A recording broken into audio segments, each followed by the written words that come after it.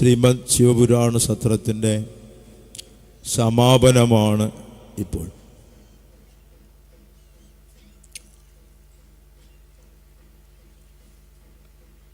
പതിനൊന്ന് 10 ഞാൻ വന്നു. 1:05 ആയുള്ളൂ. ഇപ്പോൾ 2 മണിക്കൂർ കാത്തിരുന്നതിൽ എനിക്ക് യാതൊരു ബുദ്ധിമുട്ടുമില്ല. കാരണം മംഗളകരമായ ഒരു സമർപ്പണവും ഭസ്മാഭിഷേകം തുടങ്ങിയ എല്ലാ നല്ല ചടങ്ങുകളിലും പങ്കെടുത്ത് ഇരിക്കാൻ എനിക്ക് കഴിഞ്ഞു. അതിലെനിക്ക് സന്തോഷമുള്ളൂ. പക്ഷേ എൻ്റെ ഈ സപ്താഹവേദികളിലും ശിവപുരാണ ദേവി ഭാഗവത സത്രങ്ങളിലൊക്കെയും യജ്ഞങ്ങളിലൊക്കെയും പങ്കെടുക്കുമ്പോൾ ഭക്ഷണം വിളമ്പിയാൽ ഞാൻ പ്രസംഗം നിർത്തി പോകുന്നതാണ് എൻ്റെ പതിവ്. ഇവിടെ നമ്മൾ വലിയ കാര്യം പറയാൻ അവിടെ അലപ്പ് കേൾക്കുക. ഇതെന്നെ സംബന്ധിച്ചിടത്തോളം ബുദ്ധിമുട്ടാണ്. അഹങ്കാരമല്ല, ബുദ്ധിമുട്ടാണ് എനിക്ക്. പിൻഡ്രോം സൈലൻസ് ഉണ്ടെങ്കിലേ വളരെ ശ്രദ്ധിക്കുന്നവരുടെ മുമ്പിലേ പ്രസംഗിക്കാവൂ എന്ന് എൻ്റെ ആചാര്യൻ എന്നെ പഠിപ്പിച്ചിട്ടുണ്ട്. ആചാര്യനെ നിങ്ങളെല്ലാം അറിയും, ഭാരതീയർ മുഴുവൻ അറിയും, ലോകം മുഴുവൻ അറിയപ്പെടുന്ന സ്വാമി വിവേകാനന്ദന് ശേഷം പാശ്ചാത്യ ലോകം ഏറെ കാത്തിരുന്ന ഒരു മഹാജ്ഞാനിയായിരുന്നു സ്വാമി ചിന്മയാനന്ദജി. 16-ാമത്തെ വയസ്സിൽ അദ്ദേഹത്തിൻ്റെ ഗീതാജ്ഞാന യജ്ഞം കേൾക്കാൻ ഇടയായതാണ് സനാതനധർമ്മത്തിലേക്കും സംസ്കൃത ഭാഷയിലേക്കുമൊക്കെ ആകർഷിക്കാൻ ഇടയായത്. കേരളത്തിൽ എവിടെല്ലാം യജ്ഞം നടത്തിയോ അവിടെ മുഴുവൻ അവസാനം നാഗമ്പടം ക്ഷേത്രത്തിൽ നടത്തിയിട്ട് പോയിട്ടാണ് അമേരിക്കയിൽ വെച്ച് സമാധിയാകുന്നത്. തുടക്കം മുതൽ ഒടുക്കം വരെയുള്ള എല്ലാ യജ്ഞവും പങ്കെടുത്തിട്ടുണ്ട്. വളരെ സ്നേഹിച്ചിരുന്നു. വളരെയധികം നിർദ്ദേശങ്ങൾ തന്നിട്ടുണ്ട്. അതിലൊന്നാണ് നന്നായി ശ്രദ്ധിച്ചിരിക്കുന്ന ദത്തശ്രദ്ധമായ ശാന്തമായ അന്തരീക്ഷത്തിലല്ലാതെ പ്രസംഗിക്കരുത്. അങ്ങനെ വന്നു കഴിഞ്ഞാൽ വാക്യം ശ്രദ്ധ സമേതസ്യ പ്രച്ഛദച്ച വിശേഷത, വാക്യം ശ്രദ്ധ വിഹീനസ്യ ആരണ്യ രുതിതോപമം എന്നാണ് എൻ്റെ ഗുരുനാഥൻ എനിക്ക് പറഞ്ഞു തന്നത്. വളരെ ശ്രദ്ധിച്ചിരിക്കുന്ന സദസ്സിൽ മാത്രമേ സംസാരിക്കുക. വാക്യം ശ്രദ്ധ സമേതസ്യ. കുറച്ചുകൂടി വല്ല സംശയങ്ങളും ചോദിച്ച് ഉത്തരം കേൾക്കാനിരിക്കുന്നവരോട് വളരെ ഗാഢമായി സംസാരിക്കണം. ഗുരു എനിക്ക് പറഞ്ഞു തന്നത്, മഹാഗുരു പറഞ്ഞു തന്നത് വാക്യം ശ്രദ്ധ വിഹീനസ്യ. ശ്രദ്ധയില്ലാത്ത സദസ്സാണെങ്കിൽ ആരണ്യരുതിതോപമം, കൊടുങ്കാടിൻ്റെ ഉള്ളിൽ കിടന്ന് അലറുന്നത് പോലെയുള്ളൂ. മാറ്റുലി കേൾക്കും, ആരും ഉൾക്കൊള്ളില്ല. അങ്ങനെ വന്നു കഴിഞ്ഞാൽ സ്വാമി ചിന്മയാനന്ദജി എനിക്ക് പറഞ്ഞു തന്നിരിക്കുന്ന ഒരു മാർഗമുണ്ട്. വരാല് തെറ്റുന്നത് പോലെ അങ്ങ് തെറ്റിപ്പോയേക്കണമെന്ന്. ആരും അറിയരുത്. ആരും അറിയാതെ അവിടെ ഇവിടെയും തൊട്ട് പറഞ്ഞിട്ട് അങ്ങ് തടി, നമ്മുടെ മലപ്പുറത്തുകാർ തടി കഴിച്ചിലാക്കണമെന്ന്, അങ്ങ് പോയേക്കണമെന്ന്. അപ്പം അതുകൊണ്ട്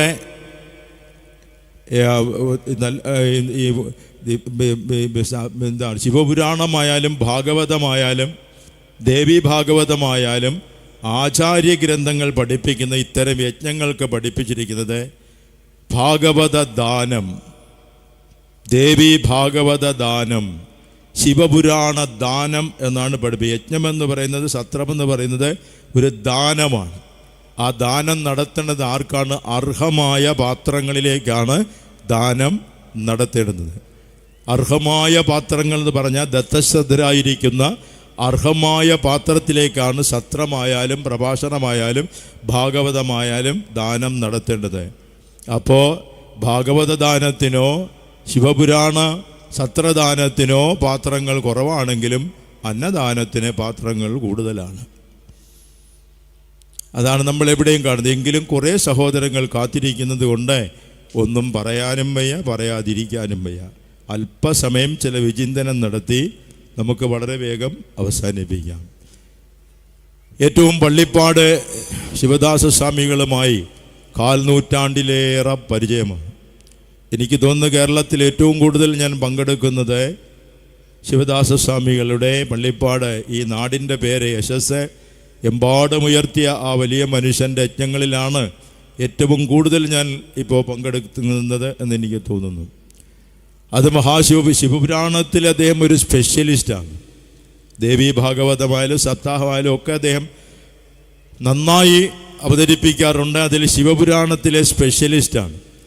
അതിന് എൻ്റെ ഒരു അനുഭവം പറഞ്ഞാൽ, അടൂര് ഏറത്ത് പഞ്ചായത്തിൽ നെടുങ്കുന്ന് മലനട എന്ന് പറയുന്ന ഒരു കുഗ്രാമമുണ്ട്. പേര് തന്നെ മലനടയാണ്. അതിൻ്റെ മുകളിൽ മനുഷ്യർ തീരെ കുറവാണ്. ഒരു മരം മാത്രം, ഒരു വൃക്ഷം മാത്രമായിരുന്നു അവിടുത്തെ ആരാധനയ്ക്ക് വെച്ചിരുന്നത്. അവിടെ ആദ്യമായി ശിവപുരാണം നടത്തിയത് പള്ളിപ്പാട് ശിവദാസ സ്വാമികളാണ്. അന്നു മുതൽ ഇന്ന് വരെയും ആ ക്ഷേത്രത്തിൽ എനിക്ക് എല്ലാ വർഷവും നിർബന്ധമായ ഒരു പ്രഭാഷണത്തിന് അവർ ക്ഷണിക്കും, ഞാൻ പോവുകയും ചെയ്യും. ആ ഒരു വൃക്ഷം മാത്രമുണ്ടായിരുന്ന ആടുകേറാമല നിരന്തരം ശിവപുരാണ സത്രം നടത്തി 12 വർഷക്കാലം തുടരെ 12 വർഷക്കാലം ഒരു വ്യാഴവട്ടക്കാലം ബ്രഹ്മശ്രീ പള്ളിപ്പാട് ശിവദാസ സ്വാമികൾ അവിടെ ശിവപുരാണ സത്രം നടത്തി. ഇപ്പം നിങ്ങൾ ചെന്ന് നോക്കിയാൽ മലനട കണ്ട് നിങ്ങൾ അത്ഭുതപ്പെട്ടു. അമ്പലമായി, ചുറ്റമ്പലമായി, നിത്യപൂജയായി, പന്തലായി, സ്റ്റേജായി, ഇതൊന്നും കൂടാതെ ശിവദാസ സ്വാമികൾ ചെയ്ത വലിയ വലിയ കാര്യങ്ങളുണ്ട്. നിർധനരായ, വിവാഹം കഴിച്ചയക്കാൻ നിർവാഹമില്ലാത്ത 50ഓളം പെൺകുട്ടികളുടെ വിവാഹം ഈ ശിവപുരാണ സത്രത്തിൻ്റെ പശ്ചാത്തലത്തിൽ അദ്ദേഹം നടത്തി കൊടുത്തു. വീടില്ലാത്ത 2 പേർക്ക് വീട് വെച്ചു കൊടുത്തു. ആകെ മാറി, മലനടയാകെ മാറി. 12 കൊല്ലം കഴിഞ്ഞപ്പോൾ നൈസായിട്ട് സ്വാമി അങ്ങ് സ്ലിപ്പായി. പിന്നെ വേറെ പലരുമാണ് നടത്തുന്നത്. ഇപ്പോഴും അവർ വിളിക്കാറുണ്ട്, പക്ഷെ പോകാറില്ല. മറ്റു പലരും നടത്തട്ടെ എന്ന് വിചാരിച്ചിട്ടാണ്. അങ്ങനെ ഒരുപാട് അത്ഭുതങ്ങൾ അദ്ദേഹം സൃഷ്ടിച്ചിട്ടുണ്ട്. അതുകൊണ്ട് വളരെ കൃത്യമായ ആസൂത്രണത്തോടെ ഒരു വർഷമായി ഇതിന് പ്ലാൻ ചെയ്തതെന്ന് ഇപ്പം മൈക്കിൽ ഞാൻ കേട്ടു. ആ പ്ലാനിങ് വളരെ കൃത്യമായിരുന്നു. ഏറ്റവും ഭംഗിയായി ശിവപുരാണ സത്രം സമാപിച്ചിരിക്കുന്നു. മനോഹരമായ സമാപന ചടങ്ങാണ്. അപ്പോൾ ഇവിടെ അടിയൻ്റെ ഒരു പ്രഭാഷണം വേണമെന്ന് ശിവദാസ സ്വാമികൾ ആവശ്യപ്പെട്ടപ്പോൾ ഒക്ടോബർ 29 മുതൽ നവംബർ 10 വരെയാണ്. എന്നെ ആദ്യം വിളിച്ചിട്ട് എപ്പോഴും അങ്ങനെയാണ് പറയുന്നത്, ഏത് സത്രമോ യജ്ഞമോ നടത്താൻ എന്നെ പങ്കെടുപ്പിക്കണമെങ്കിൽ ആദ്യമേ വിളിക്കും. കാരണം എൻ്റെ തിരക്ക് അദ്ദേഹത്തിന് അറിയാം. അതിലേതെങ്കിലും ഒരു ദിവസം വരണം നോക്കിയാൽ പോകും. ഒരു ദിവസവും വരാൻ ഒരു നിർവാഹവും ഇല്ല. യജ്ഞത്തിനിടയ്ക്ക് വരാൻ ഒരു നിർവാഹവുമില്ല. 26-ാം തീയതി മുതൽ നോർത്ത് ഇന്ത്യയിലെ പല പല പരിപാടികളുമായി പോയി 9-ാം തീയതി ഇന്നലെ വരും. അപ്പോൾ 9-ാം തീയതി യാത്ര കഴിഞ്ഞ് വരുമ്പോൾ, ഭാരത പര്യടനം കഴിഞ്ഞ് വരുമ്പോൾ ക്ഷീണിതനായി സംസാരിക്കാൻ കഴിയില്ല എന്നുള്ളത് കൊണ്ടും എന്നെ നിർബന്ധമായി പങ്കെടുപ്പിക്കണമെന്നുള്ള അമിതമായ ആഗ്രഹം കൊണ്ടുമാണ് ഇതിൻ്റെ സമർപ്പണത്തിൻ്റെ അന്ന് സംസാരിക്കാമെന്ന് വെച്ചത്. സമർപ്പണത്തോടെ എല്ലാം കഴിഞ്ഞു. പിന്നെ ഒരു പ്രഭാഷണത്തിന് അവിടെ പ്രസക്തിയില്ല. എങ്കിലും എന്നെ കൊണ്ടുവരണമെന്നുള്ള എൻ്റെ സമാധിരനായ ബ്രഹ്മശ്രീ പള്ളിപ്പാട് ശിവദാസ സ്വാമികളുടെ ആജ്ഞാപ്രകാരം വന്നെത്തിയതാണ്, അല്ലെങ്കിൽ ആഗ്രഹപ്രകാരം വന്നതാണ്. അദ്ദേഹത്തിൻ്റെ പേര് തന്നെ ശിവദാസൻ എന്നാണ്. ശിവൻ്റെ ദാസനാണ്. ശിവപുരാണത്തിലെ സ്പെഷ്യലിസ്റ്റാണ്. ഏറ്റവും മനോഹരമായത് അവതരിപ്പിക്കാൻ അദ്ദേഹത്തിന് കഴിയും എന്നുള്ള കാര്യത്തിൽ യാതൊരു സംശയവും ഇല്ല. അത്ര മനോഹരമായൊരു സമ്മേളനത്തിൽ ക്ഷണിക്കുമ്പോൾ വരാതിരിക്കാനും പറ്റത്തില്ല. അതായത് എല്ലാ വർഷവും ഞാൻ ഇങ്ങനെ ഭാരതത്തിൻ്റെ വിവിധ സംസ്ഥാനങ്ങളിൽ ഒരു പോക്ക് പോവും. എല്ലാം പ്രഭാഷണങ്ങളാണ്. അത് അവർ തന്നെ ഡേറ്റ് ചോദിക്കുമ്പോൾ അതനുസരിച്ച് ഞാൻ ഷെഡ്യൂൾ ചെയ്ത് കൊടുക്കുന്നതാണ്, സംഘാടകരല്ല. അത് ഷെഡ്യൂൾ ചെയ്തനുസരിച്ച് ഞാനിപ്പോൾ അത് എങ്ങനെ വെക്കുന്നു വെച്ചാൽ സെപ്റ്റംബർ മാസം, ഒക്ടോബർ മാസം പകുതി വരെ ഉത്തര ഭാരതത്തിൽ വടക്കേ ഇന്ത്യയിൽ മുഴുവൻ മഴയായിരിക്കും. നിങ്ങൾക്കറിയാം, കടുത്ത മഴയും കാറ്റും കൊടുങ്കാറ്റും ഉരുളുപൊട്ടലും ചുരുളിക്കാറ്റും എല്ലാം ആയിരിക്കും. നവംബർ പകുതിയായി കഴിഞ്ഞാലോ താടി കൂട്ടിയടിക്കുന്ന തണുപ്പായിരിക്കും. അതുകൊണ്ട് ഇതിൻ്റെ രണ്ടിൻ്റെയും കൂടെ ഇടയ്ക്കുള്ളൊരു മിതശീതോഷ്ണ അവസ്ഥയിലാണ് എല്ലാ വർഷവും ഞാൻ ആ ഡേറ്റ് കൊടുക്കുന്നത്. ഒക്ടോബർ അവസാനം നവംബർ ആദ്യമായിട്ട് പോയിട്ട് വരും. അത് 2 ദിവസം 3 ദിവസം 1 ദിവസമൊക്കെ ആയിട്ടാണ് ആ പ്രോഗ്രാം ഷെഡ്യൂൾ ചെയ്യുന്നത്. അത് ക്ഷേത്രത്തിലെ പ്രഭാഷണം കാണും, സാംസ്കാരിക പരിപാടി കാണും, ഗുരുദേവ പ്രഭാഷണം കാണും. അങ്ങനെ ഇവിടുന്ന് കേരളത്തിൽ നിന്ന് ആദ്യം പോകുന്ന മംഗലാപുരത്താണ്. കുദ്രോളി ക്ഷേത്രം, ഗുരുദേവൻ പ്രതിഷ്ഠിച്ച കുദ്രോളി ക്ഷേത്രത്തിലെ ഗുരുദേവ പ്രഭാഷണത്തോടുകൂടി ഭാരത പര്യടനം ആരംഭിക്കും. അവിടുന്ന് നേരെ പൂനെക്ക് പോകും. അവിടുന്ന് ബോംബെയിലെ ഏറ്റവും കൂടുതൽ മലയാളികൾ താമസിക്കുന്ന നാസിക്ക്, പിന്നെ ഹാജി അലി എന്ന് പറയുന്ന സ്ഥലത്തെ ഗുജറാത്തിലേക്ക്, അവിടുന്ന് നേരെ ഗുജറാത്തിലേക്ക് കയറും. ഇതെല്ലാം അന്ന് ഫ്ലൈറ്റിലാണ് പോയിക്കൊണ്ടിരിക്കുന്നത്. ഗുജറാത്തിലെ അഹമ്മദാബാദിലും പിന്നെ ഏറ്റവും കൂടുതൽ മലയാളികൾ സൂറത്തിനടുത്ത വാപ്പി, അവിടെയും. അവിടുന്ന് പേര് രാജസ്ഥാനിൽ കയറി കഴിഞ്ഞാൽ ജയ്പൂര്, പിന്നെ അജ്മീർ തുടങ്ങിയ സ്ഥലങ്ങൾ. അവിടെ നേരെ ആഗ്രയിലേക്ക് പോയി ഒരു ദിവസം താജ്മഹാലിൻ്റെ മുറ്റത്ത് ചെന്ന് എല്ലാ വർഷവും പോയിട്ട് താജ്മഹാൽ കാണാനല്ല ഞാൻ പോകുന്നത്, താജ്മഹാലിൻ്റെ ചരിവിലിരുന്നിട്ട് അങ്ങനെ യമുനയിലേക്ക് നോക്കിക്കൊണ്ടിരിക്കും. യമുനയിലേക്ക് നോക്കിക്കൊണ്ടിരിക്കുമ്പോഴിങ്ങനെ കണ്ണനെ ഓർമ്മ വരും. കണ്ണൻ ഓടക്കുള്ളൂതിയതും കന്നാലി മേച്ചതും അതെല്ലാം യമുനയുടെ തീരത്താണ്. അതെല്ലാം ഇങ്ങനെ നോക്കിക്കൊണ്ട് അങ്ങനെ പിന്നെ ആഗ്രയിൽ മലയാളികളുണ്ട്. അവിടുന്ന് നേരെ ഹൈദരാബാദ്, അവിടുന്ന് നേരെ ചെന്നൈ. ഇന്നലെ ആയിരുന്നു ലാസ്റ്റ് എൻ്റെ പര്യടനത്തിൻ്റെ വെള്ളിയാഴ്ച രാത്രിയാണ് ഈ ഭാരത പര്യടനത്തിൻ്റെ ലാസ്റ്റ് പരിപാടി. തിരുച്ചെന്തൂരാണ്. അവിടെ ഞാൻ വെള്ളിയാഴ്ച ഇന്നലെ ഉച്ചയ്ക്ക് എത്തി ഉടൻ തന്നെ സ്വാമിയെ വിളിച്ചു, ഞാൻ എത്തിയേക്കുമെന്ന് പറഞ്ഞ് കൃത്യസമയം പാലിക്കുക എന്നതിൻ്റെ നിർബന്ധമാണ്. ഇതെല്ലാം എൻ്റെ സ്വന്തം കാര്യം പറഞ്ഞുകൊണ്ടിരുന്നിട്ട് കാര്യമില്ല. വളരെ ഷോർട്ടായിട്ട് ചില കാര്യങ്ങൾ മാത്രം പറയാം. ശിവപുരാണത്തിൻ്റെ അറിവിൽ പോലും ഇന്ന് ഈ വേദിയിൽ ഞാൻ തൊടത്തില്ല. തൊട്ട് കഴിഞ്ഞാൽ എനിക്ക് കുറഞ്ഞത് 2 മണിക്കൂർ വേണം ഏതെങ്കിലും ഒരു ഭാഗം പറയാൻ. ഒന്ന് പറയണമെങ്കിൽ ഒരു 2 മണിക്കൂർ എനിക്ക് വേണം. എന്തിനാണ് പരമശിവൻ്റെ ശിരസിൽ ഈ ജട, എന്തിനാണ് ഈ ചന്ദ്രക്കല, എന്തിനാണ് ഗംഗയെ പിടിച്ച് ശിരസിൽ വെച്ചത്, എന്തിനാണ് ഈ ഭസ്മം അണിയുന്നത്, എന്തിനാണ് ഈ രുദ്രാക്ഷം അണിഞ്ഞിരിക്കുന്നത്, ഇതൊക്കെ പറയാൻ തുടങ്ങിയാൽ ഒരുപാടങ്ങ് നീണ്ടുപോകും. നിങ്ങളും കുഴയും, ഞാനും കുഴയും.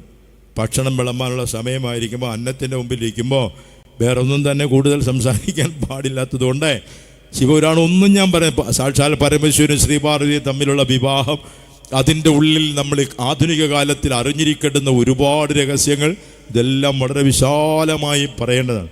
ഒന്ന് മാത്രം നമ്മൾ മനസ്സിലാക്കുക, ഭാരതത്തിന് കിട്ടിയ, കേരളത്തിന് കിട്ടിയ വരദാനങ്ങളാണ് ആദിശങ്കരനും ശ്രീനാരായണ ഗുരുദേവനും. ഇവർ രണ്ടുപേരും, ഒന്ന് ശങ്കരനെ, ആദിശങ്കരനെ പരീക്ഷിക്കാൻ പരമശിവൻ ചണ്ടാല വേഷത്തിൽ വന്നിട്ടുണ്ട്.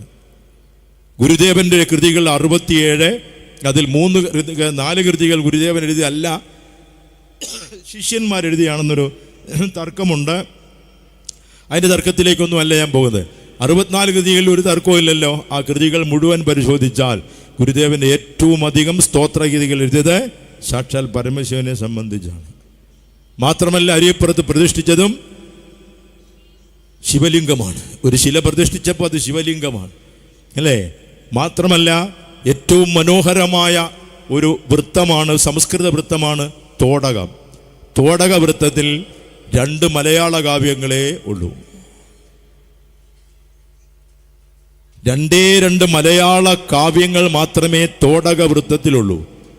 ആശാനോ ഉള്ളൂരോ വള്ളത്തോളോ സഞ്ജയനോ ചങ്ങമ്പുഴയോ ഒരു കവികളും തോടക വൃത്തത്തിൽ കൈകാര്യം ചെയ്തിട്ടില്ല. കാരണം അതിലെ അക്ഷരങ്ങൾ ഒരുമിച്ച് കൂട്ടാൻ ഇത്തിരി പ്രയാസമാണ്. തോടക വൃത്തത്തിൽ കവിത എഴുതിയ ഒരേ ഒരു കവി ശ്രീനാരായണ ഗുരുവാണ്.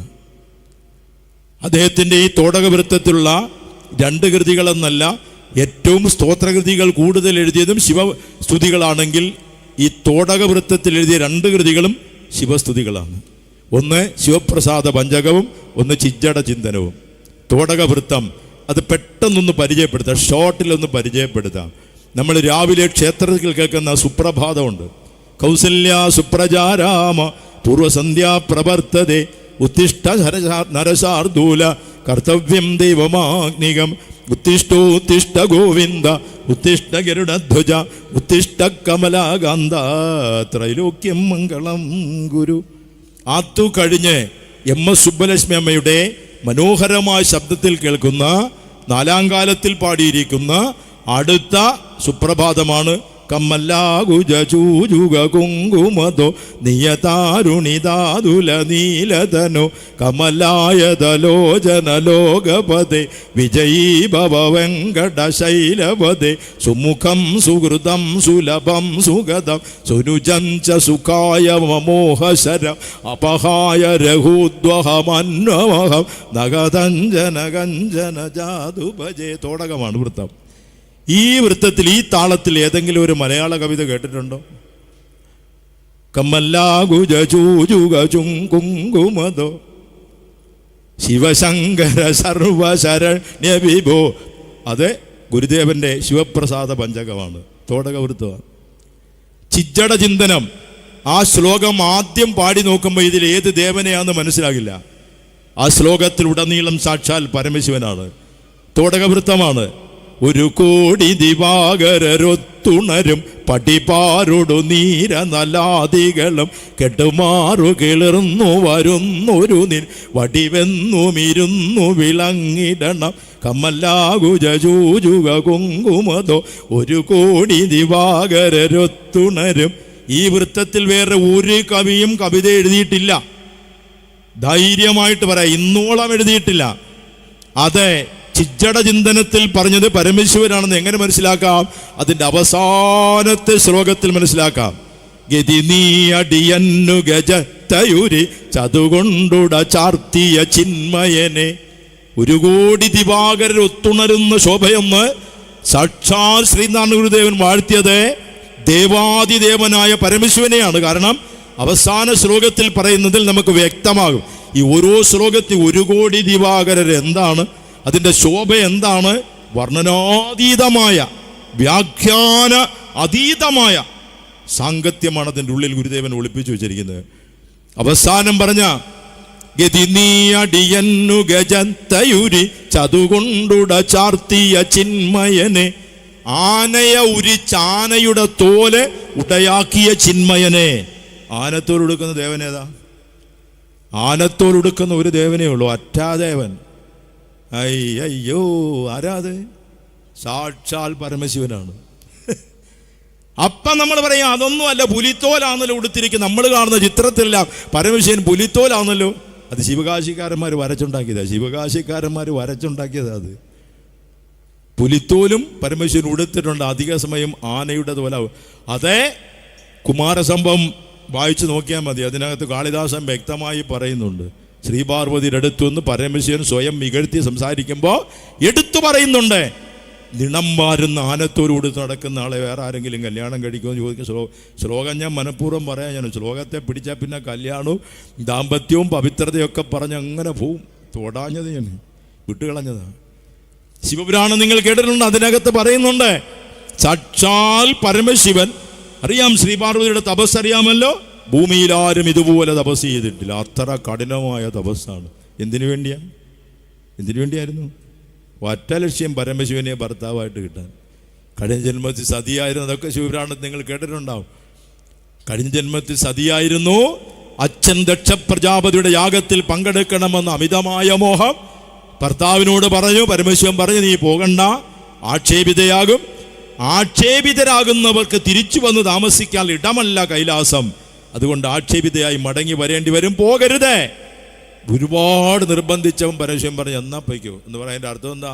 പോയി അനുഭവിച്ചോ എന്ന്. അതുകൊണ്ട് ഭർത്താക്കന്മാരെ ഒരുപാട് നിർബന്ധിക്കരുത് കേട്ടോ. കാര്യം പറഞ്ഞാൽ മതി. ബമ്പറന്നവരെ കൊണ്ട് നിർബന്ധിപ്പിക്കുന്ന സ്വഭാവം ഭർത്താക്കന്മാരും ചെയ്യരുത്. പോകാൻ പറഞ്ഞു. അവസാനം നമുക്കറിയാം, ദക്ഷപ്രജാപതിയുടെ യാഗത്തിൽ പോയി ആക്ഷേപിതയായി സതി അഗ്നിപ്രവേശം ചെയ്ത് ഭസ്മമായി. അടുത്ത ജന്മത്തിൽ സതിയായി പാർവതിയായി ജനിച്ചു, ഹിമവാന്റെ പുത്രിയായി. ഓർമ്മ വെച്ച കാലം മുതൽ, നാവുകൊണ്ട് ശബ്ദിക്കാൻ കഴിയുന്ന കാലം മുതൽ ശ്രീപാർവതിയുടെ നാവിൽ ഒരു മന്ത്രമേ ഉള്ളൂ. ഒരു 5 അക്ഷര മന്ത്രം, പഞ്ചാക്ഷരി മന്ത്രം. ഏത് മന്ത്രം? ഓം നമ ശിവായ നമ ശിവ. ഇതെന്നെ പറഞ്ഞുകൊണ്ട് ശൈശവം കഴിഞ്ഞു, ബാല്യം കഴിഞ്ഞു, കൗമാരം കഴിഞ്ഞു, യൗവനമായി. അപ്പോഴും ജപവും മന്ത്രവും ധ്യാനവും ഒന്ന് തന്നെയാണ്, ഓം നമ ശിവായ. പക്ഷെ ആളെ കാണുന്നില്ല, പ്രത്യക്ഷപ്പെടുന്നില്ല. പരമശിവനെ കാണാൻ നമുക്കറിയാം. പിന്നെ പോയി കഠിന തപസ്സിലായിരുന്ന പരമശിവന്റെ മുമ്പിൽ ചെന്ന് സർവാലങ്കാര വിഭൂഷിതയായി ശ്രീപാർവതി നിന്നു. കാരണം താരകാസുരന്റെ വരബലം അതാണ്. ജനിച്ച 6 ദിവസമാകാത്ത കുട്ടി മാത്രമേ എന്നെ നിഗ്രഹിക്കാവൂ. അത് നടക്കുന്ന കാര്യമല്ല. ദേവലോകം മുഴുവൻ നശിപ്പിച്ചു കൊണ്ടിരിക്കുന്ന താരകനെ നിഗ്രഹിക്കണമെങ്കിൽ മുരുകൻ ജനിക്കണമെങ്കിൽ പരമശിവൻ തപസ്സിൽ നിന്ന് ഉണരണം. അവരുടെ പരിണയം നടക്കണം. ഭയങ്കര തപസ്സാണ്. ഇടയ്ക്കിടയ്ക്ക് പരമശിവൻ തപസ് ചെയ്യും. വിവാഹം കഴിഞ്ഞതിന് ശേഷം രണ്ടുപേരും തമ്മിൽ പാർവതീ പരിണയം കഴിഞ്ഞതിന് ശേഷവും ഇടയ്ക്കിടയ്ക്ക് തപസ് ചെയ്യുമ്പോൾ ശ്രീപാർവതി ഒരിക്കൽ പരമശിവനോട് ചോദിച്ചു, ലോകം മുഴുവൻ അങ്ങയെ തപസ് ചെയ്യുമ്പോൾ അങ്ങ് ആരെയാണ് തപസ് ചെയ്യുന്നതെന്ന് ചോദിച്ചു. ഇന്നത്തെ ലോകം, തലതിരിഞ്ഞ ലോകം, കുരുത്തം കെട്ട ലോകം പഠിക്കേണ്ട ഒരു വാക്യമാണ് പരമശിവൻ പറഞ്ഞ മറുപടി. ഏത് ആധ്യാത്മിക സദസ്സും എടുത്തു നോക്കേ, ഇവിടെയായാലും എവിടെയായാലും, അത് ഏത് ആധ്യാത്മിക സദസ്സായാലും യജ്ഞമായാലും സത്രമായാലും പുതിയ തലമുറയിലെ ചെറുപ്പക്കാർ, യുവതി യുവാക്കൾ കുറവാണ്.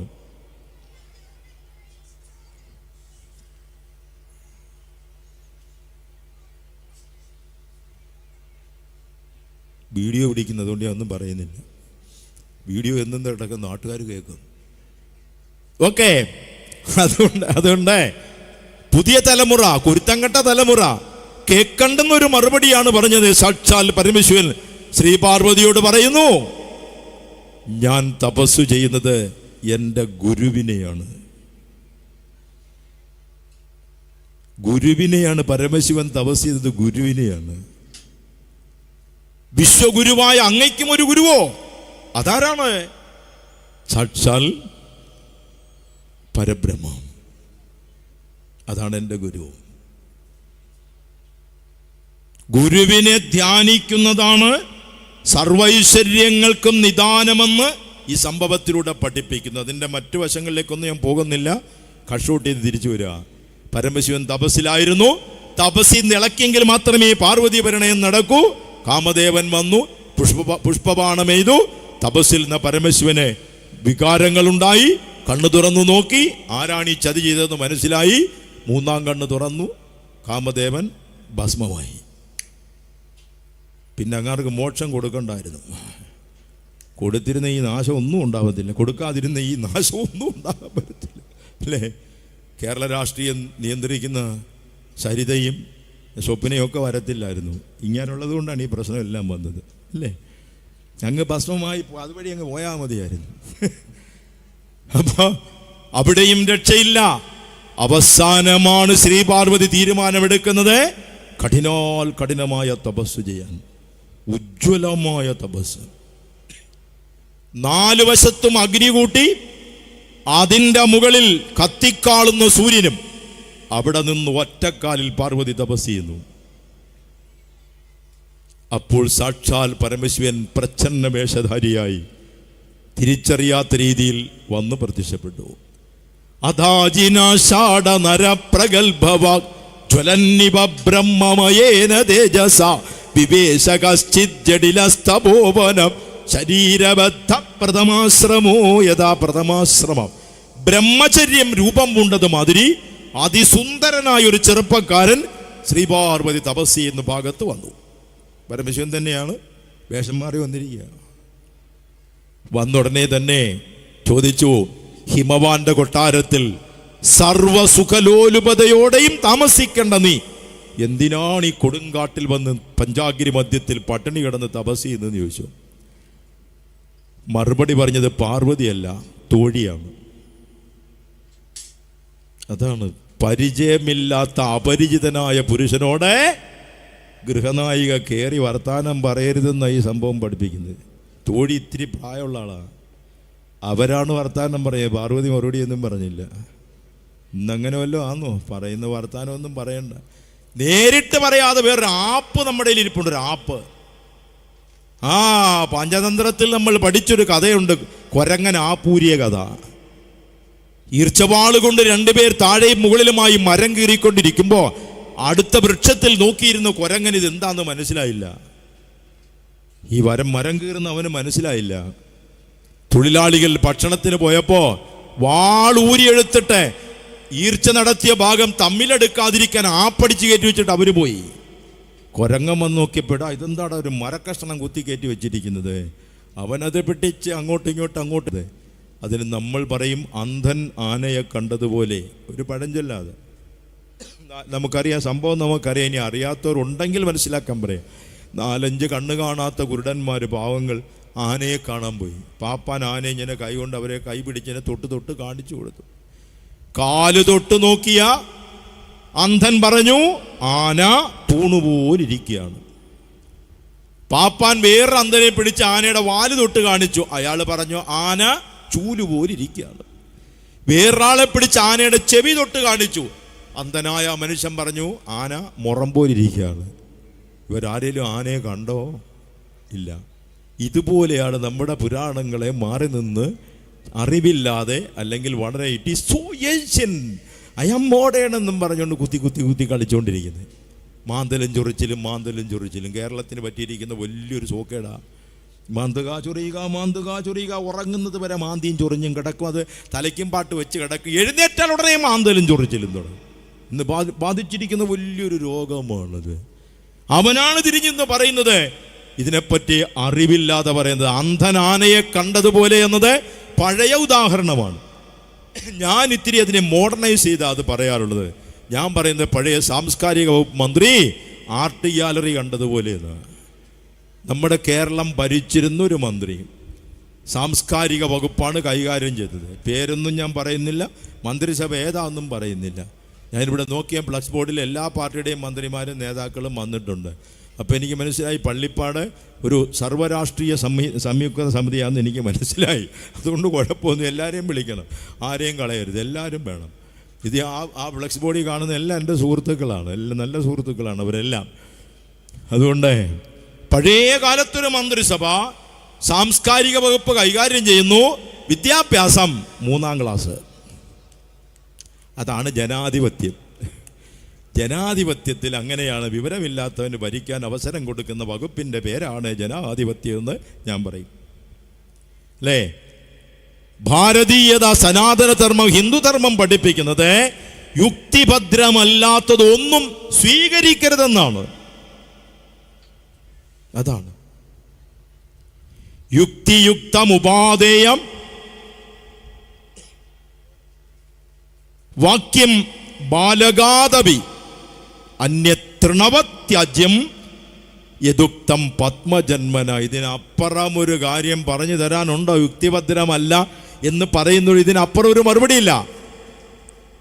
യുക്തിയുക്തമായൊരു കാര്യം ഒരു കുട്ടി പറഞ്ഞാലും, ഒരു കുഞ്ഞ് പറയുക, അവൻ പറയുന്നത് യുക്തിപൂർണമാണ്, അത് സ്വീകരിക്കണം.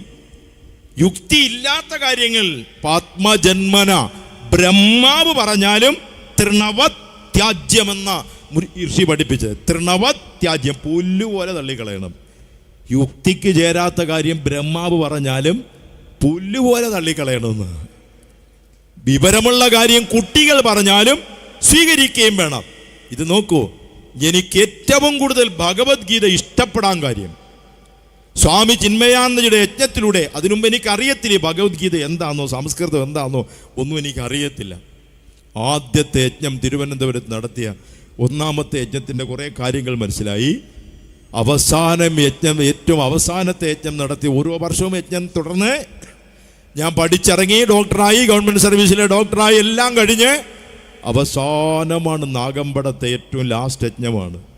അന്നാണ് ഗീതയുടെ യജ്ഞം സമാപിപ്പിച്ചുകൊണ്ട് അവിടുന്ന് പോയി സമാധിയാകുന്നത്. അന്ന് വ്യാഖ്യാനിച്ചൊരു ശ്ലോകമുണ്ട്, എനിക്കേറ്റവും ഇഷ്ടപ്പെട്ട ഒരു ശ്ലോകം. ഈ ഭൂമിയിൽ ഒരു പുരാണങ്ങളും അനുവദിക്കാത്തൊരു സ്വാതന്ത്ര്യം ഭഗവത്ഗീത നമുക്ക് തരുന്നു. വീഡിയോ പിടിച്ചോണ്ടിരിക്കുക, ലോകം കാണട്ടെ, കേൾക്കട്ടെ. മറ്റെല്ലാ പുരാണങ്ങളും പറയുന്നത്, അല്ലെങ്കിൽ ആചാര ഗ്രന്ഥങ്ങളും ആത്മീയ ഗ്രന്ഥങ്ങളും പറയുന്നത് അപ്പടി അനുസരിച്ചോണം.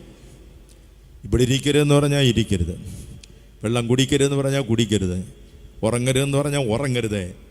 എന്താണോ മതഗ്രന്ഥങ്ങൾ പറയുന്നത് അതിനപ്പുറത്തേക്ക് ചലിക്കാൻ ഒരു സ്വാതന്ത്ര്യമില്ല. സൂര്യന്റെ കീഴിൽ സർവ്വസ്വാതന്ത്ര്യം അനുവദിച്ച ഒരേ ഒരു ആത്മീയ ഗ്രന്ഥം ഭഗവത്ഗീതയാണ്.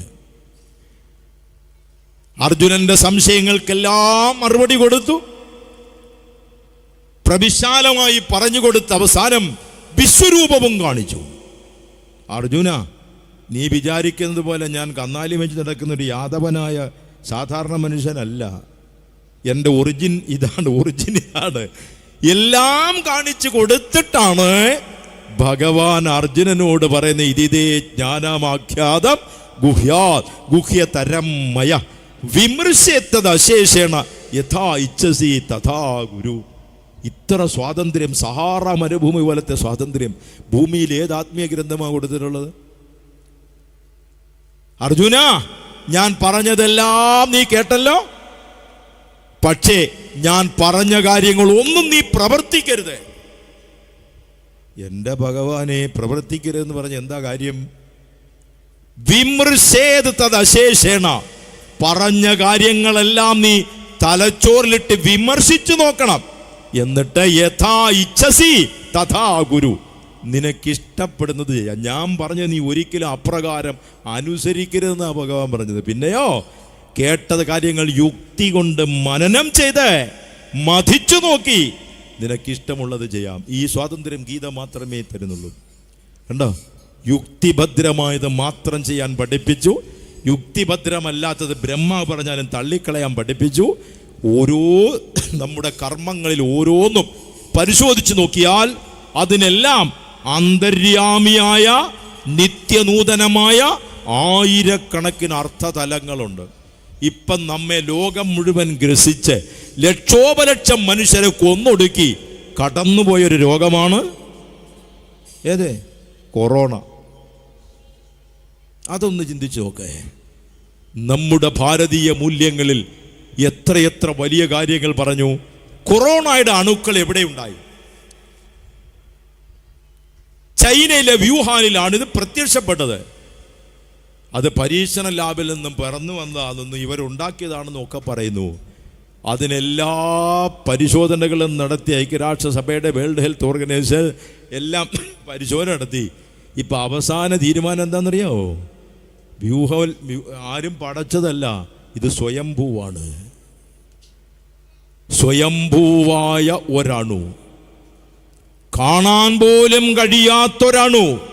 ഈ വരച്ചു വെച്ച സാധനം ഒരു പടമിങ്ങനെ വരച്ചാൽ അതിനകത്ത് കോടാനുകോടി കൊറോണയുടെ അണുക്കൾ ഉൾക്കൊള്ളാൻ കഴിയുന്ന ഒരു രൂപത്തിലാണ് ചിത്രം വരച്ചു വെച്ചിരിക്കുന്നത്. കാണാൻ കഴിയാത്ത ഒന്ന്, അത് സ്വയംഭൂവായി അനേക മനുഷ്യരെ നിഗ്രഹിച്ചു. അടിക്കടി രൂപഭേദം വന്നു. എത്രയോ ആരാധനാലയങ്ങളിലെ ദേവന്മാർ ദേവിമാർ സ്വയംഭൂവാണ്, അപാര ശക്തിയുള്ളതാണ്, പ്രത്യേക രൂപങ്ങളിൽ പ്രത്യക്ഷപ്പെടുന്നു. ഈ കൊറോണയുടെ അണു തന്നെ പോരെ ഉദാഹരണം? പോരാ, ഇനിയും എത്രയോ നമ്മുടെ സംസ്കാരത്തിലേക്ക് ലോകം വന്നെന്നറിയുമോ? എത്രയോ വിദേശ രാജ്യങ്ങളിൽ ഞാൻ പ്രഭാഷണത്തിന് പോകും. എത്രയോ വർഷം, 84 മുതൽ ഞാൻ 1989 ആദ്യം പോയത്. അന്ന് മുതൽ ഇങ്ങനെ നിരന്തരം പോകും, നിരവധി രാജ്യങ്ങളിൽ പോകും. പണ്ട് മുതലേ, കൊറോണയൊക്കെ വരുന്നതിന് വളരെ മുമ്പ് മുതലേ ഈ പാശ്ചാത്യ രാജ്യങ്ങളിൽ ചെന്ന് കഴിഞ്ഞാൽ നമ്മൾ ഫ്ലൈറ്റിൽ ഇറങ്ങുമ്പോൾ ഇതിൻ്റെ സംഘാടകർ കാത്തു നിൽക്കും. ബൊക്കയുമായിട്ടോ ഹാരവുമായിട്ടോ ഇനി അതൊന്നും ഇല്ലാതെയോ വന്ന് കാത്തു നിൽക്കും. നമ്മൾ ചെന്ന് ചേർന്ന് റിസപ്ഷൻ റൂമിൽ നിൽക്കും. ചിലർ വന്ന് പിന്നെ ലാൻഡ് ചെയ്യുന്ന ലാഡറിൻ്റെ അടുത്ത് വരെ, ഫ്ലൈറ്റിൽ ലാഡറിൻ്റെ അടുത്ത് വരെ വന്ന് സ്വീകരിക്കും. പാശ്ചാത്യർക്കൊരു സ്വഭാവമുണ്ട്, ഇറങ്ങിയാലുടനെ ഒരു കൈകൊടുപ്പാണ്. കൈകൊടുപ്പെന്ന് പറഞ്ഞാൽ ഒരു മുടിഞ്ഞ കൈകൊടുപ്പാണ്. നമ്മളിങ്ങനെ ഒന്ന് പിടിച്ച് കുലുക്കിയിട്ടങ്ങ് മാറി. ഇവൻ കുലുക്കി നമ്മുടെ ഒരം പറയുന്നത് വരെ കുലുക്കും. കുലുക്കി കഴിഞ്ഞാൽ അടുത്ത പരിപാടി എന്താണ്? ഹഗ്ഗിങ്, കെട്ടിപ്പിടിക്കും. ഈ കുലുക്ക് പിന്നെയും സഹിക്കാം, കെട്ടിപ്പിടുത്തം എനിക്കിഷ്ടമല്ല. അതുകൊണ്ട് ഞാൻ കൊറോണയൊക്കെ വരുന്നതിന് എത്രയോ ദശാബ്ദങ്ങൾക്കപ്പുറം വിദേശ രാജ്യങ്ങളിൽ പോയാൽ ഫ്ലൈറ്റിൻ്റെ ലാഡറിൽ നിന്ന് ഇറങ്ങുമ്പോൾ ഇവൻ കൈ നീട്ടുമ്പം ഞാനങ്ങ് തൊഴുതാ പിന്നെ കുലുക്കത്തില്ലല്ലോ, കുലുക്കിയില്ലേ പിന്നെ കെട്ടിപ്പിടിക്കത്തുമില്ലല്ലോ. എനിക്ക് കെട്ടിപ്പിടുത്തം വലിയ അലോസരമാണ്. അവൻ്റെ വിയർപ്പിൻ്റെ നാറ്റം അവൻ്റെ ശരീരത്തിലുള്ള നമ്മളെ കയറി പിടിക്കാൻ അവൻ ശുദ്ധനാണെന്നോ ഇല്ലയോ നമുക്ക് അറിയത്തില്ല. അതുകൊണ്ട് ഞാനങ്ങ് തൊഴും. എങ്ങനെ ഈ തൊഴാൻ പഠിച്ചത്? നമ്മൾ തൊഴുന്ന സമയത്ത് നമ്മുടെ കൈപ്പത്തി ഇരിക്കുന്നത് പത്മമുകുളം പോലെയാണ്, താമരമുകുളം പോലെയാണ്. അതിൻ്റെ അർത്ഥം, അതിൻ്റെ ആത്മീയ സാരം വർണ്ണിച്ചാൽ ഇന്ന് ചോറും നടക്കത്തില്ല, എനിക്ക് പോകാനും പറ്റത്തില്ല. അവിടെ ഞാൻ പറയാന്ന് തൊഴും. അത് ഞാൻ പണ്ട് മുതലേ പഠിച്ച ഞാൻ തൊഴുന്നത് എന്തിനാ? ഇവൻ കൈ തരരുത്, കൈ തന്നു കഴിഞ്ഞാൽ കെട്ടിപ്പിടിക്കും. എൻ്റെ ദൈവമേ, നമ്മൾ UK അമേരിക്കയിലൊക്കെ ഇപ്പോൾ ആണുങ്ങൾ മാത്രമല്ല കയറി കെട്ടിപ്പിടിക്കുന്നത്. ബാക്കി എനിക്ക് പറയാൻ വയ്യ. അയ്യോ, ഇതിനൊക്കെ എയ്ഡ്സൊക്കെ കാണും, ഭയമാണ് എനിക്ക്. അതുകൊണ്ട് ഞാൻ തൊഴുതങ്ങ് മാറും. ആ സംസ്കാരം കൊറോണ വ്യാപരിച്ചപ്പോൾ ആരും യൂറോപ്യന്മാരെ ഷേക്കാൻഡ് കൊടുക്കാതെയായി. കണ്ടോ? ബറാക്ക് ഒബാമയായാലും ശരി, ഇപ്പൊ വീണ്ടും ജയിച്ച അമേരിക്കയുടെ പുതിയ പ്രസിഡന്റ് ഉണ്ടല്ലോ, അയാളായാലും ശരി, ഡൊണാൾഡ് ട്രംപ് ആയാലും ശരി, വ്ളാദിമിർ പുടിൻ ആയാലും ശരി, എല്ലാ ലോക നേതാക്കളും കൊറോണ വന്നപ്പോൾ തൊഴാൻ പഠിച്ചു. ഈ സംസ്കാരം നമ്മുടെ സംസ്കാരമല്ലേ? അല്ലേ? അപ്പോൾ ഇത് പഴഞ്ചനാണോ? അവിടം കൊണ്ടൊന്നും തീർന്നില്ല. കൊറോണ കാലം വന്നപ്പോൾ ആര് വീട്ടിന് പുറത്തു പോയാലും വീടിൻ്റെ ഉള്ളിൽ കയറണമെങ്കിൽ കയ്യും കാലും കഴുകിയിട്ടേ കയറാവൂ എന്ന് ആരോഗ്യ വകുപ്പ് പഠിപ്പിച്ചു. ലോകത്തുള്ള സകല മനുഷ്യരും, അമേരിക്കക്കാരനും ഇംഗ്ലണ്ടുകാരനും ജർമ്മൻകാരനും ജപ്പാൻകാരനും പുറത്തു പോയി ചെന്നാൽ കയ്യും കാലും കഴുകിയിട്ടേ വീട്ടിൽ കയറൂ. അത് ഭാരതത്തിൻ്റെ സംസ്കാരമാണ്. നമ്മുടെ വീടിൻ്റെ എറായം എന്ന് പറഞ്ഞൊരു സംഭവം ഉണ്ടായിരുന്നു പണ്ട്. ഇപ്പം എറായവും തിണ്ണയും ഒന്നുമില്ല. അതെല്ലാം കൂടെ സിറ്റ് ഔട്ട് അങ്ങ് കൈയടക്കി. അയ്യോ, എറായം എന്നൊക്കെ പറയുന്നത് സിറ്റ് ഇന്നാണ്. സിറ്റ് ഔട്ട് വന്നപ്പോൾ പുതിയ സിറ്റ് ഔട്ട് എല്ലാം പണിയുന്നത് നല്ല വീതി നീളത്തിലാണ്. എന്താ കാര്യം എന്നറിയോ? വയസ്സുകാലത്ത് അച്ഛനെ അമ്മയെ ഇറക്കിയിരുത്താനാ. യവൻ പൂട്ടിയേച്ച് രാവിലെ ജോലിക്ക് വൈകിട്ട് വന്ന് തുറന്നെങ്കിൽ ഇവർക്ക് അകത്ത് കയറാൻ പറ്റൂ. അവരെ ഇറക്കിയിരുത്താൻ വലിയ സിറ്റ് ഔട്ട് ഉണ്ടാക്കി വെച്ചിട്ടുണ്ട്. എറായം. ആ എറായത്തിൻ്റെ ഉമ്മറത്തിൽ വാൽക്കിണ്ടിയിൽ വെള്ളം വെച്ചിരുന്നു. എത്ര യുക്തിഭദ്രമാണിത്! ഇഷ്ടം പോലെ വെള്ളം കോരാവുന്ന കുളവും കിണറും എല്ലാം ഉണ്ടെങ്കിലും ശരി, വാൽക്കിണ്ടിയിൽ വെള്ളം വെച്ചെന്തിനാ? മിതമായി ജലം ഉപയോഗിക്കാവൂ. അമിതമായ ജലചൂഷണം പാടില്ല. ആ വാൽക്കിണ്ടിയിലെ വെള്ളം കൊണ്ട് കാലും കൈയും കഴുകിയല്ലാതെ പഴയ കാലത്തെ പുറത്തു പോയവർ വീടിൻ്റെ ഉള്ളിൽ കയറുമായിരുന്നില്ല. പഴയ കെട്ടിടമെല്ലാം വീതം വെച്ച് കിട്ടിയപ്പോൾ വാൽക്കിണ്ടി ആദ്യം അണ്ണാച്ചിക്ക് കൊടുത്തു. അതിൻ്റെ പുറകെ കൂട്ടുകയും ചെമ്പും എല്ലാം കൊടുത്തു. ഇപ്പം ആ സാധനം ഒരു വീട്ടിലും ഇല്ല. കൂടാതെ കൊറോണ ഉള്ള കാലഘട്ടത്തിൽ മരണ വീട്ടിൽ പോയാൽ കുളിച്ചതിനു ശേഷം മാത്രമേ വീട്ടിൽ കയറാവൂ. ഇംഗ്ലണ്ടിലും അമേരിക്കയിലും ജപ്പാനിലും ജർമ്മനിയിലും എല്ലാം പുറത്ത് ഒരു കൊറോണ രോഗിയെ മരിച്ചതിനെ അടക്കം കാണാൻ പോയാൽ എല്ലാവരും കുളിച്ചിട്ടേ വീട്ടിൽ കയറാറുള്ളൂ. ഇത് നമ്മുടെ സംസ്കാരമാണ്. മരണ വീട്ടിൽ പോയി കഴിഞ്ഞാൽ വീട്ടിൽ വന്ന് കുളിച്ച് വസ്ത്രവും അലക്കിയിട്ടല്ലാതെ നമ്മൾ വീട്ടിൽ കയറിയില്ല. അപ്പോൾ ഹിന്ദുധർമ്മം, ആചാരങ്ങൾ പഴഞ്ചനാണോ? ആണോ? ഒരിക്കലുമല്ല. ഇപ്പം എത്രയോ കിസ് മത്സരങ്ങൾ നടക്കുന്നു. എത്രയോ വലിയ സമ്മാനങ്ങളുള്ള കിസ് മത്സരം. ചോദ്യങ്ങൾ ചോദിക്കാം, നിങ്ങൾക്കുമാകാം കോടീശ്വരൻ. ഏഷ്യാനെറ്റിലുണ്ടായിരുന്നല്ലോ, 4 സീസൺ ഉണ്ടായിരുന്നു. സുരേഷ് ഗോപി ചോദിച്ച ആ പരിപാടി ഏഷ്യാനെറ്റിലെ ആ ചോദ്യമുണ്ടാക്കിയ പാനലിൽ ചോദ്യമുണ്ടാക്കിയ ഏഷ്യാനെറ്റിന് കൊടുക്കുകയാണ്. ആ ചോദ്യമുണ്ടാക്കിയ പാനലിലെ ഒരു കാലൻ ഞാനായിരുന്നു. 10-12 പേരുണ്ടായിരുന്നു. എല്ലാം പരിപാടി കഴിഞ്ഞുകൊണ്ടാണ് വെളിയിൽ പറയുന്നല്ലേ, പറയത്തില്ല. ഏത് ചോദ്യമാണ് വരുന്നതെന്ന് നമുക്കറിയത്തില്ല. സ്ക്രീനിൽ വരുമ്പോൾ അറിയാം നമ്മൾ കൊടുത്ത ചോദ്യമാണെന്ന് അറിയാം. ശ്രീകണ്ഠനാണ്, മേലാ ശ്രീകണ്ഠനാണ് അതിന്, ഞങ്ങളുടെ അയൽക്കാരനാണ് അതിന് പരിപാടിയെല്ലാം ഉണ്ടാക്കിയത്. അപ്പം അങ്ങനെ എത്രയോ കിസ് മത്സരങ്ങൾ നടക്കുന്നു. അറിയുമോ? ഈ ഭൂമി ലോകത്തിൽ, ഈ പ്രപഞ്ചത്തിൽ ആദ്യത്തെ കിസ് നടന്നത് മഹാഭാരതത്തിലാണ്. മഹാഭാരതത്തിലാണ് ലോകത്തിൽ ആദ്യത്തെ കിസ് നടന്നത്. അതെവിടെയാണ്? യക്ഷപ്രശ്നം എന്ന് പറയുന്ന അവിടെയാണ്. യക്ഷപ്രശ്നം എന്താണെന്ന് നമുക്കറിയാം. യുദ്ധമെല്ലാം കഴിഞ്ഞു, കുരുക്ഷേത്ര യുദ്ധമെല്ലാം കഴിഞ്ഞു. ഒരു ദിവസം പോലും ഹസ്തിനപുരിയിലെ സിംഹാസനത്തിൽ ഇരിക്കാൻ കഴിയാതെ പാണ്ഡവന്മാർ കൊടുങ്കാട്ടിലൂടെ അലയുകയാണ്. ആഹാരവിഹാരാദികളില്ലാതെ, ജലപാനമില്ലാതെ കൊടുങ്കാട്ടിലൂടെ അലയുമ്പോൾ യുധിഷ്ഠിരൻ ധർമ്മപുത്ര വിളിച്ചു, ഇളയ സഹോദരനെ വിളിച്ചു. സഹദേവ, നീ ഈ കാണുന്ന ഏറ്റവും ഉയരമുള്ള ഈ മരത്തിന് മുകളിൽ കയറി നോക്കണം, എവിടെങ്കിലും വെള്ളം കിട്ടുമോ എന്ന്. 4-5 മക്കളുള്ളപ്പോൾ നമ്മുടെ കുടുംബം എഴുതി കൊടുക്കുന്നത് ഏത് മക്കൾക്കായിരിക്കും? ഓഹരി കൊടുക്കുന്ന ഏത് മക്കൾക്കാ? ഏറ്റവും ഇളയ ആൾക്കല്ലേ? അല്ലേ? കുടുംബത്തിൻ്റെ ഉത്തരവാദിത്വം കൊടുക്കുന്ന ഏറ്റവും ഇളയ ആൾക്കാ. കണ്ടോ? ഇത് മഹാഭാരതം പഠിപ്പിച്ച കഥയാണ്. അവിടെ യുധിഷ്ഠിരനാണ് ചോദിക്കുന്നത്, എന്നാൽ സ്വയം കയറി നോക്കിക്കൂടെ? എന്നാൽ ഭീമസേനോട് കയറാൻ പറഞ്ഞൂടെ? ഭീമസേനൻ കയറിയ മരം പിന്നെ ബാക്കി കാണൂല. അർജുനോട് പറഞ്ഞൂടെ? നകുലിനോട് പറഞ്ഞൂടെ? ഇല്ല. ഏറ്റവും ഇളയ സഹോദരനാണ് കുടുംബത്തിൻ്റെ ആധികാരികമായ ഉത്തരവാദിത്വം. സഹദേവ, ഈ മരത്തെ കയറി നോക്ക്, എവിടെങ്കിലും വെള്ളം കാണുന്നുണ്ടോ? സഹദേവൻ മരത്തിൽ വലിഞ്ഞു കയറി ഉത്തുംഗമായ വൃക്ഷത്തിൻ്റെ അഗ്രശിഖരത്തിൽ എത്തിയിട്ട് പറഞ്ഞു, ജ്യേഷ്ഠന്മാരെ, അങ്ങ് ദൂരെ ഒരു തടാകം കാണുന്നു. സഹദേവ, വീഴാതെ പതുക്കെ ഇറങ്ങി വാ. കണ്ട് ആ വാക്യത്തിൻ്റെ പ്രയോഗം കണ്ട് വീഴാതെ പതുക്കെ ഇറങ്ങി വന്നു. കാരണം വെള്ളം കണ്ട വെപ്രാളത്തിൽ പടപടാന്ന് താഴോട്ടിറങ്ങിയ താഴെ വീണുപോകും.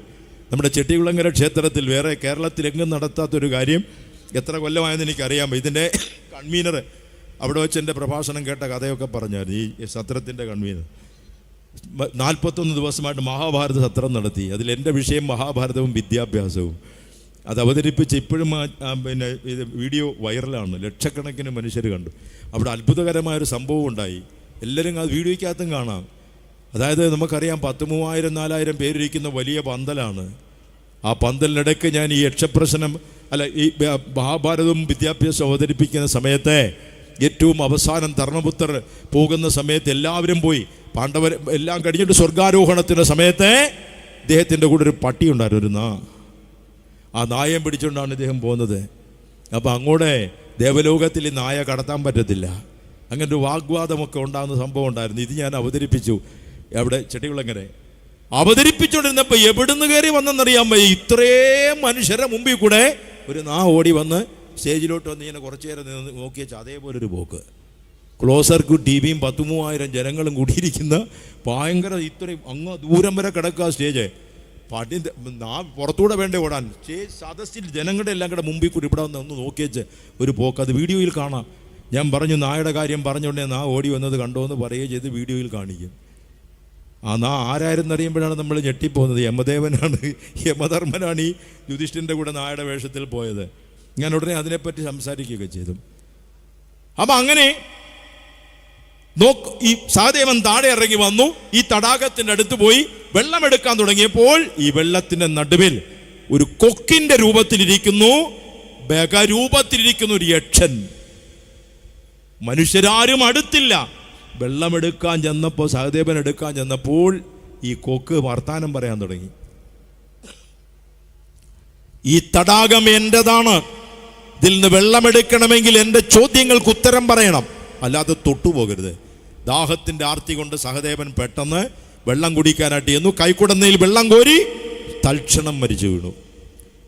പിന്നീട് നകുലൻ പോയി, പിന്നീട് അർജുനൻ പോയി, അവസാനം ഭീമസേനൻ പോയി. സഹോദരങ്ങൾ മരിച്ചു കിടക്കുന്നത് പോലും ശ്രദ്ധിക്കാതെ ആർത്തിയോടെ വെള്ളമെടുക്കാൻ തുടങ്ങിയ 4 സഹോദരങ്ങളും സ്പോട്ടിൽ മരിച്ചു വീണു. അവിടെയാണ് യുധിഷ്ഠിരൻ വരുന്നു, ധർമ്മപുത്രർ വരുന്നു. അപ്പോഴും യക്ഷൻ പറഞ്ഞു, തടാകം എൻ്റെതാണ്, ചോദ്യങ്ങൾക്ക് ഉത്തരം പറയാതെ വെള്ളം തൊട്ടുപോകരുത്. 4 പേർക്കും ക്ഷമയില്ലായിരുന്നു. അത് പഠിപ്പിക്കുന്ന തത്വങ്ങളൊക്കെ വർണ്ണിച്ചാൽ തീരാത്ത തത്വങ്ങൾ ഇതിൻ്റെ ഉള്ളിലുണ്ട്.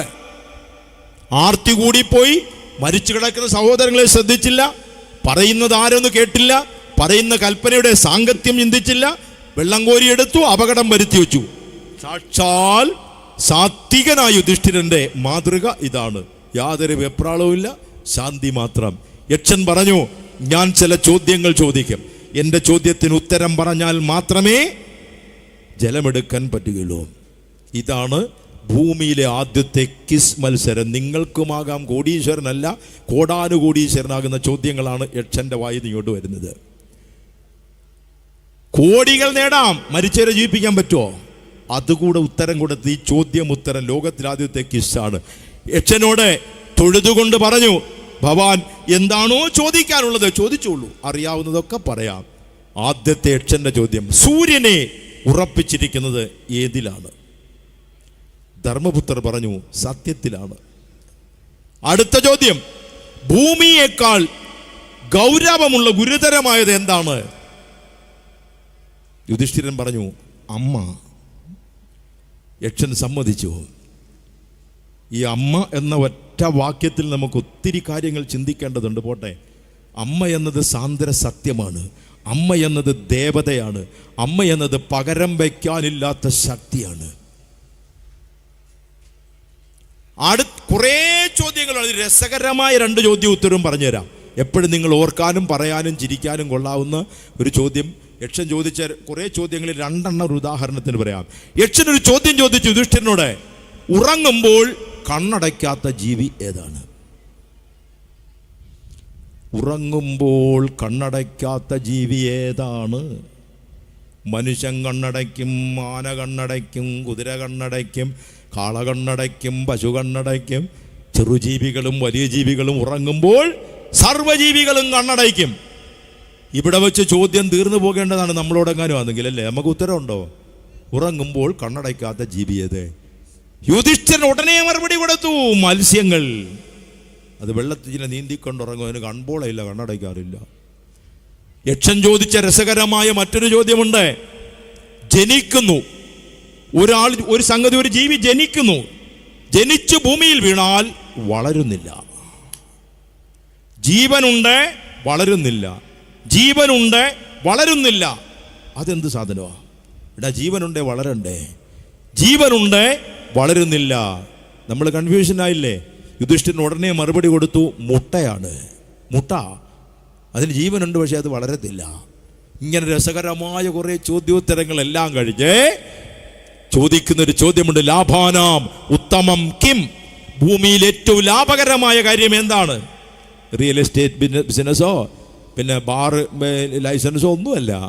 ലാഭാനാം ഉത്തമം. യുധിഷ്ഠിരൻ പറഞ്ഞു, ലാഭാനാം ഉത്തമം ആരോഗ്യം. ആരോഗ്യമാണ്. യക്ഷപ്രശ്നം മാത്രം ഒന്ന് വിലയിരുത്തി ചിന്തിച്ച് പഠിച്ചാൽ എത്രത്തോളം യുക്തിഭദ്രമാണ് ഭാരതീയ ധർമ്മം, സനാതനധർമ്മം, ഹിന്ദുധർമ്മം എന്ന് നമുക്ക് വളരെ വേഗം മനസ്സിലാകും. ലാഭത്തിൽ ഏറ്റവും ലാഭം ആരോഗ്യമാണ്. ഒരുത്തിന് കോടാനുകോടി സ്വത്തുണ്ട്, സ്വർണ്ണ ഖനികളുണ്ട്, എല്ലാമുണ്ട്. പക്ഷെ എല്ലാം ഉണ്ടാക്കി വെച്ചിട്ട് കഴിക്കാൻ പോയെങ്കിൽ എന്ത് ചെയ്യും? മുത്തൂറ്റ് ബാപ്പച്ചൻ കേരളത്തിലെ വലിയ കോടീശ്വരനായിരുന്നു. കോഴഞ്ചേരി തലച്ചുമട് കൊണ്ട് എടുത്താണ് അദ്ദേഹം ജീവിതം തുടങ്ങിയത്. അദ്ദേഹം തന്നെ ഒരിക്കൽ ആശുപത്രിയിൽ അവശനായി കിടക്കുന്ന സമയത്ത് നേരിട്ട് എന്നോട് പറഞ്ഞതാ, എന്തെല്ലാം ഉണ്ടായിട്ട് എന്താ ഡോക്ടറെ, ഗോതമ്പ് കഞ്ഞിയെ കുടിക്കാൻ പറ്റൂ. ലാഭാനാമുത്തമം ആരോഗ്യം. സദസ്സ് ഇളകിയത് കൊണ്ട് ഞാൻ അവസാനിപ്പിക്കുകയാണ്. കുറേ ചോദ്യങ്ങളും ഉത്തരങ്ങളും എല്ലാം കഴിഞ്ഞു. അവസാനം സഹോദരന്മാരുടെ ജീവനും കൊടുത്തു എന്ന് മാത്രം പറഞ്ഞ് തൽക്കാലം ഞാൻ ഉപസംഹരിക്കുന്നു. ഇനിയുമുണ്ട്. മോഡേണൈസ്ഡായ കൊറോണയുടെ കാര്യം, കിസിൻ്റെ കാര്യമേ ഞാൻ പറഞ്ഞുള്ളൂ. ലോകത്തിൽ ആദ്യത്തെ ലോക്ക്ഡൗൺ ഏർപ്പെടുത്തിയ ആരാന്നറിയാമോ? കൊറോണയാണ് നമ്മൾ കേട്ടത് ലോക്ക്ഡൗൺ അല്ലേ? ഭൂമിയിൽ ആദ്യത്തെ ലോക്ക്ഡൗൺ ഏർപ്പെടുത്തിയത് ലക്ഷ്മണനാണ്. ഇനിയുമുണ്ട് ഒത്തിരി കാര്യങ്ങൾ അതുപോലെ. അവസാനം ഈ ഒരു നല്ല കർമ്മത്തിൽ പങ്കെടുക്കാൻ കഴിഞ്ഞതിലുള്ള ഒരുപാട് സന്തോഷത്തോടെ മണി 2 കൊണ്ടും സദസ്സ് ചലിച്ചതുകൊണ്ടും ഞാൻ തൽക്കാലം ഉപസംഹരിക്കുന്നു. ഓം നമഃ ശിവായ. നന്ദി.